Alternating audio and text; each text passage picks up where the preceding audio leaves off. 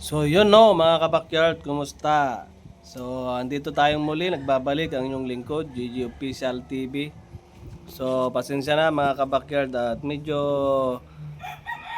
matagal-tagal ang pag-upload natin ng video dito sa atong channel kasi alam nyo yung mga nakaraang buwan ay busy tayo sa ating barangay kasi nasa lanta tayo ng bagyong Owan. So maraming nasira, maraming nangailangan ng mga serbisyo, no? So mga yun mga kabakyard, is malapit na ang Pasko. So may mga nakapagtanong sa akin bilang isang tindero ng poultry supply. Hindi man tayo expert pero may mga experience tayo na isinishare dito. Ano? So may mga nagamit na tayo na isinishare natin sa ating mga suki at sa ating mga subscribers dyan. So ito yung natanong niya kasi ang natanong niya mga kabakyard is 4 na araw na lang ay masasabak na sa exam ang kanilang alaga. Pero ang panahon ay ulan ng ulan. So paano yan? Hindi na natin sila papaliguan.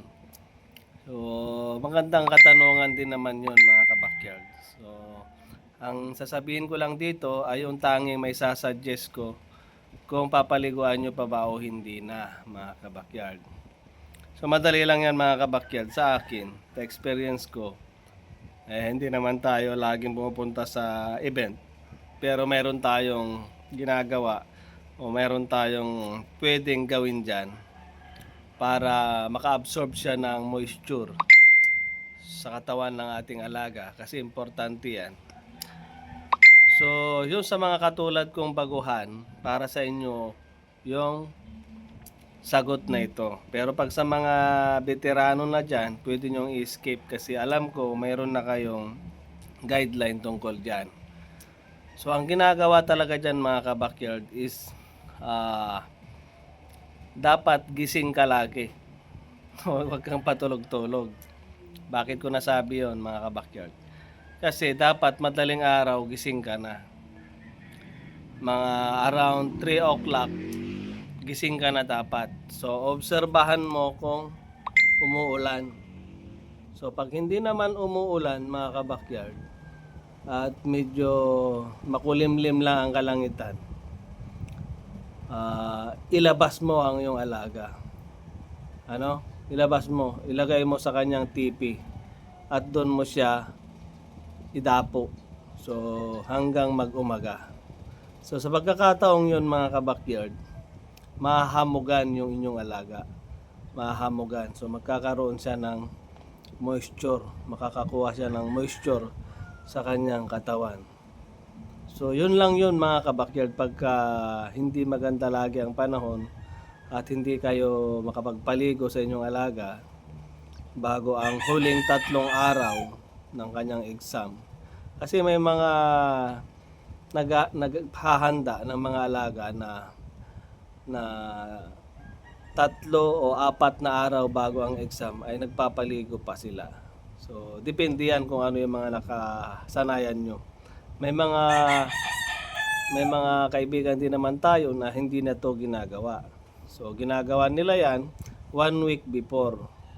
Pero may mga gumagawa talaga na 4 days before o 3 days before. Nagpapaligo pa sila. Then sa kanila ipapasok sa keeping.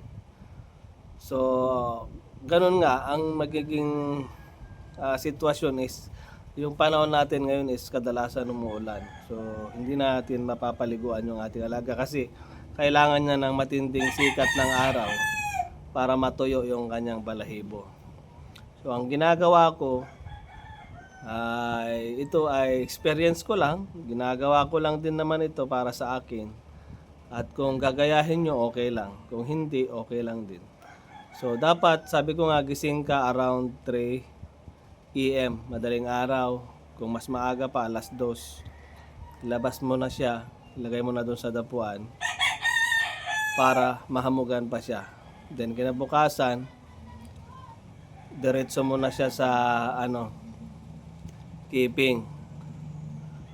So yun lang mga kabakyard. Ganoon lang yung sistema dyan. Kung gusto nyo na magkaroon ng moisture, gumanda yung kanyang balahibo sa mismong araw ng exam. Maganda yung kanyang kondisyon, maliwalas.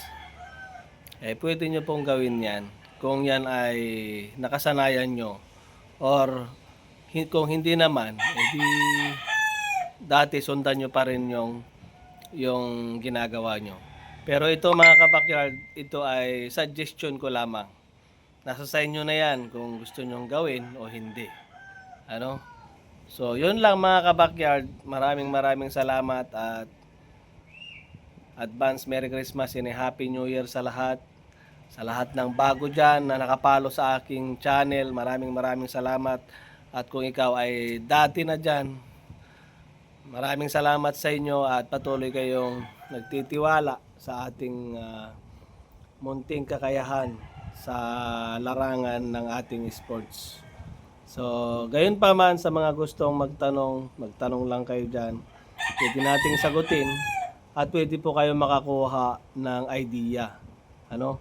So, sa mga ganito, sa mga katulad namin na vlogger, tungkol dyan sa pag-aalaga ng ating mga nukma, itong mga sinasabi namin dito is pwede nyo lang pagkuhanan ng idea.